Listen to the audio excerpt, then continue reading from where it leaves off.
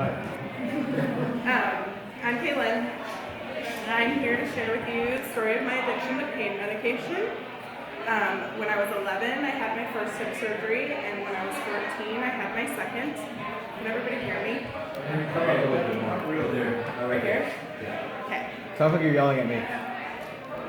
I don't do that. When I was 14, I had my second hip surgery.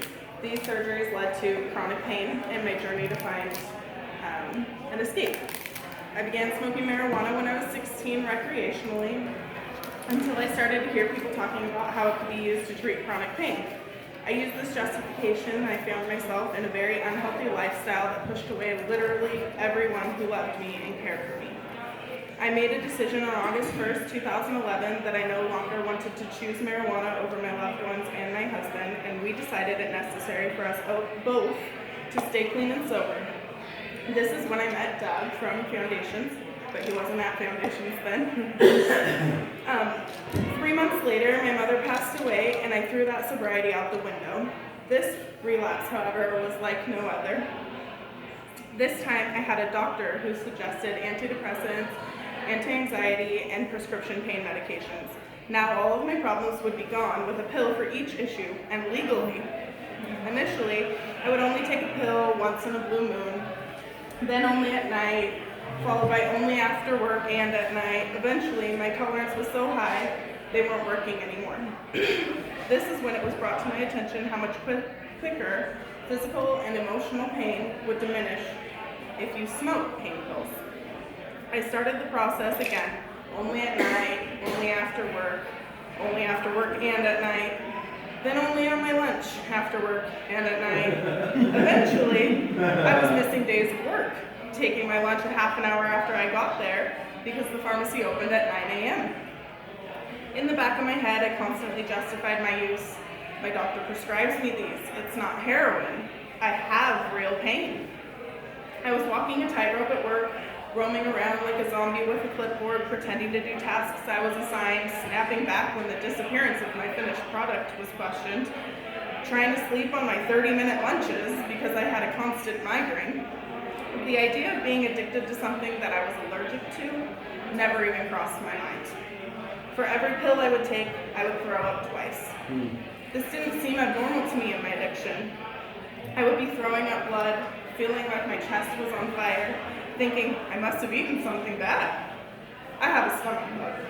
How could I literally push an allergy to the back of my mind? When the 240 pain pills I was prescribed were no longer enough to keep me pain-free, I began mixing dangerous cocktails to avoid the dreaded sickness I had heard so many other pill addicts talk about. One night, I felt like I didn't have enough pain pills to keep me not sick, so I decided to take a handful of muscle relaxers and anxiety pills as well. I remember waiting for my husband to go to sleep to smoke the last few that I had hid and falling down in the bathroom. I couldn't feel my legs, and I couldn't keep my eyes open. I pulled myself from my bathroom to my bed, almost like an army crawl, but paralyzed from the waist down. Sorry. At this point, any clear-headed person would have gone to a hospital or called 911. But my first thought was, I didn't want my husband to know that I hid pills from him. I literally crawled into my bed and went to sleep.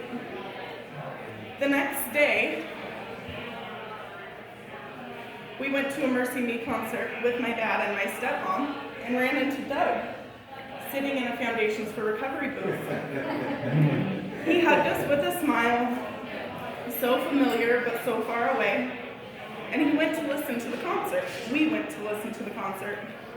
I heard lyrics that I had never heard before that night.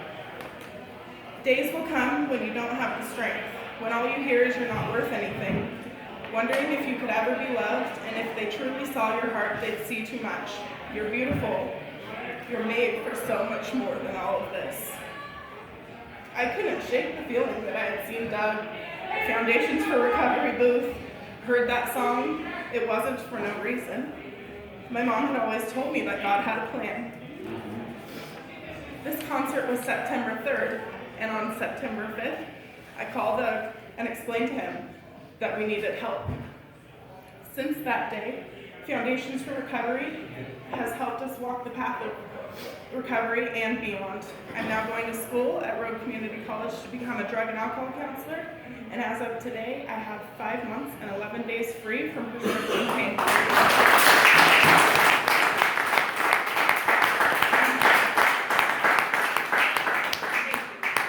And I want to say, I picked my husband out of a room full of people because he was the quietest, and he tricked me just like he's going to trick you. Thank you, Kayla.